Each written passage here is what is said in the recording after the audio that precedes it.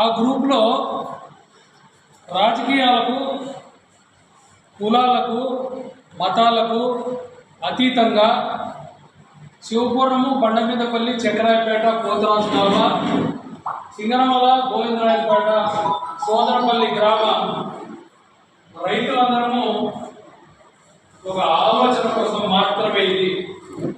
ఈ రోజు పని జరిగిపోయిందని చెప్పి ఏ ఒక్కరూ అనుకోవద్దండి, మమ్మల్ని కూడా ఎక్కడా విమర్శించద్దండి.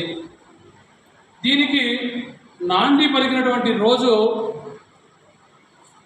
నేను పులివిందలకు పెళ్లికి పోయి వస్తుంటే రాధా మనోహర్ రెడ్డి పొరపాటు ఎస్ఎల్ఎంఎస్ ఫ్యాక్టరీ అన్న ఫోన్ చేసినాడు. ఏమని?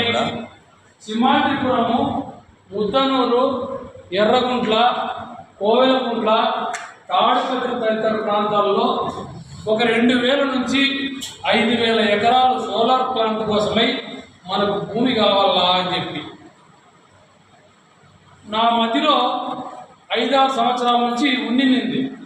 అయితే మనకు తోక తెలియదు, తొండము తెలియదు, ఎవరు అంత పెద్దవాళ్ళు ఉన్నారనే విషయం కూడా తెలియకపోవడంతో నేను కూడా గమ్మనున్నా.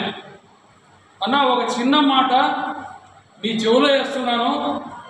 మనము ఎకరాకి 30 నుంచి 40 వేలు పెట్టుబడి పెడితే 10,000 రూపాయలు మాత్రమే సకాలంలో అన్ని అనుకూలించితే వస్తుంది, లేకుంటే రావడం లేదు అని చెప్పినప్పుడు రాధా అన్న ఇది సాధ్యమా అని అడిగినాడు.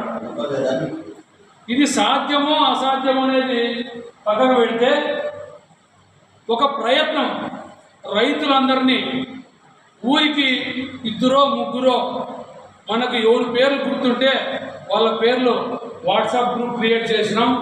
ఆ గ్రూప్లో మొన్న మొడకశీలలో జరిగినటువంటి ఒక సోలార్ ప్లాంట్ గురించి కూడా మీ అందరికీ ఒక్కొక్కరికి నోటితో చెప్పాలంటే కాదు కాబట్టి వాట్సాప్ గ్రూప్లో మనము పొందపరచడం జరిగింది. తర్వాత ఇప్పుడు మనకు ఈ సమావేశం ఏమి అంటే, ఇన్ని భూములు బంజర్లు ఉండేవి పక్కకు పెడితే నేను చేసుకుంటాండా నా కొద్ది, నాకు ఈడో భూమి ఉంటే ఆడో భూమి ఉంటే ఏడో చోట తిప్పలు పడతాను. దీనికి డబ్బు ఎంత వస్తుంది, ఎంత పోతా ఉంది అనేది లెక్క కట్టుకుంటే ఒక 30 సంవత్సరాలు సోలార్ కంపెనీ 30 సంవత్సరాలు అగ్రిమెంట్ చేసుకుంటుంది అనమాట. ఆ అగ్రిమెంట్లో భాగంగా మనకు తెలిసి 30,500 రూపాయలు మడకశిర ప్రాంతంలో గుత్త ప్రకటించడం మీ అందరికీ తెలిసిందే.